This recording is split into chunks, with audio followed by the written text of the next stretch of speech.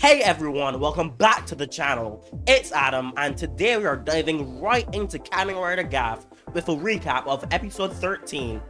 If you're a fan of action, drama, and epic transformations, you're in for a treat. So let's get started. The episode kicks off with Shoma giving Dente the scoop on Hanto and what he's been up to as Valen. And there's a funny bit of Shoma giving Dente some snacks to help him think faster. And with his newfound energy, Dente explains how Hanto received his powers and hints that whoever did perform the surgery might not be human. But his theory is proved wrong by a sad Shoma who states that Hanto would never work with a Granute because one of them took his mother. And then Shoma says when he saw Hanto's mom, it was like a firework went off in his head, and Dente suspects that he has some missing memories due to his surgery. And it cuts to the twins, whose plan is to use a part-timer to draw Gavu as usual, then cause him to meet his death by their own hands without fail. Now we head to the Happy Parade, where Sachika unveils a fresh cake that Shoma instantly falls for, called a Bouchée de Noël, which is a kind of Christmas cake. And Shoma has a flashback of his mom drawing cakes, but he snaps out of it, and we find out Sachika is practicing baking this cake for the neighborhood Christmas party, and she cuts a slice for Shoma to try, and he loves it, leading to the creation of the Bushel Gochizos. But Shoma's excitement over the cakes causes Sachika to ask if he tasted any until now, and it flashes back to Shoma as a kid, looking at something through a fence, which turns out to be Shita and Jeebh's birthday party that he was not invited to. But although he wasn't, he still attends, bringing gifts for the twins. But they push him down and destroy the flowers while telling him to go away. Yeah, that's really harsh.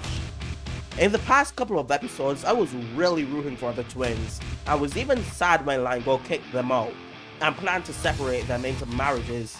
But the more I find out, the more I just want Shoma to annihilate them. And we return from the flashback with Shoma praising Sachika for her baking skills, and she offers to teach him how to make a cake the next day.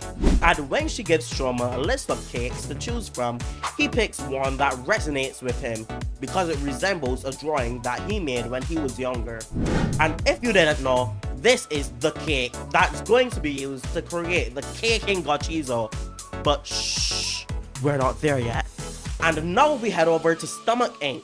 as Lango brings his new employee, the jellyfish Granute, to Naelf, who's ready to make new state-of-the-art modifications, and I believe he's finally going to be creating Kamen Rider Vlam.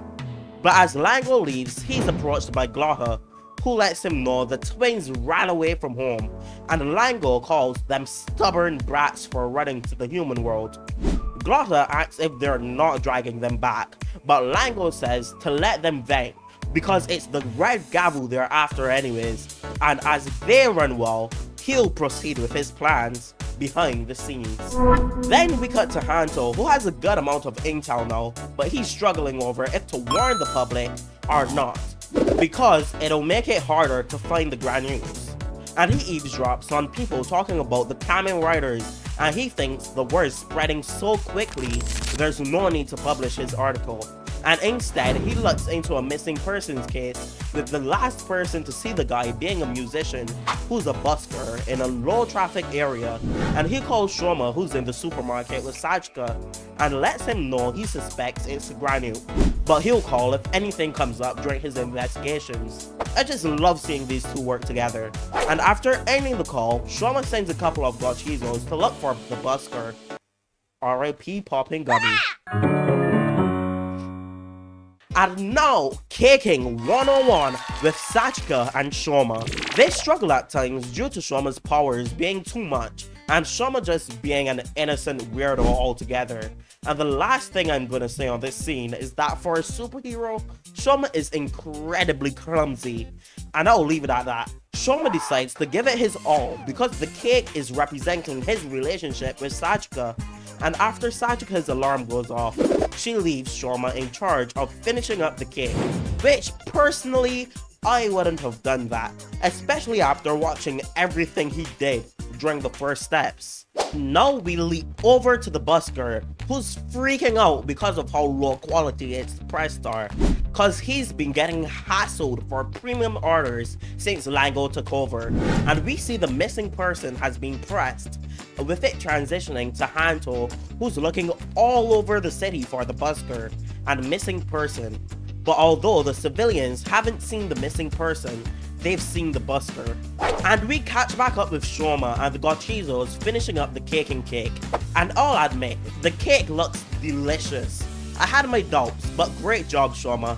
9 out of 10, would eat again. But Shoma's alerted by one of his patrollers and heads out before eating with Sachika. And we see Hanto at the scene, and as he walks past the Busker, he tries to press him, and the monster freaks out, saying it's the Red Gavv. But Hanto lets him know it's not Gavv, the name's Valen, and transforms, starting the fight. And when Shoma arrives, he transforms, but he's led away by an agent, leaving Hanto to have a one-on-one. And this is one of the weirdest rider fights I've seen in a while. I want to know what drugs these guys were on when they came up with this.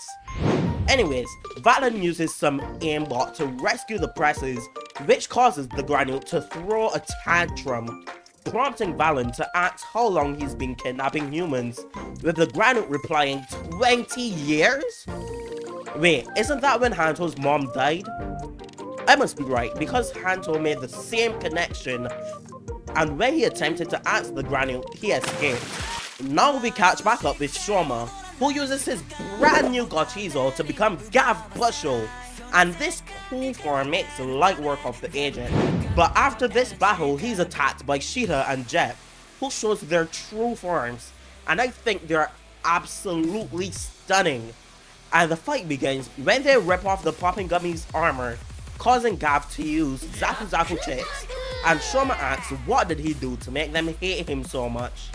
But they tell him to shut up, because he's the reason why they've been kicked out, all because of someone who shouldn't have existed in the first place. And they break the slashers and send him flying. So he uses Chocodan to get some shots off, but the twins deflect them all and send him blasting off again. So he uses full Mallow to cushion the blow and bounces back with his Popping Gummy form, boosting it with his punching and kicking gummy assist for the first time. But it still isn't enough, and he's beaten and unable to move. So even the Gochizos try to help him out.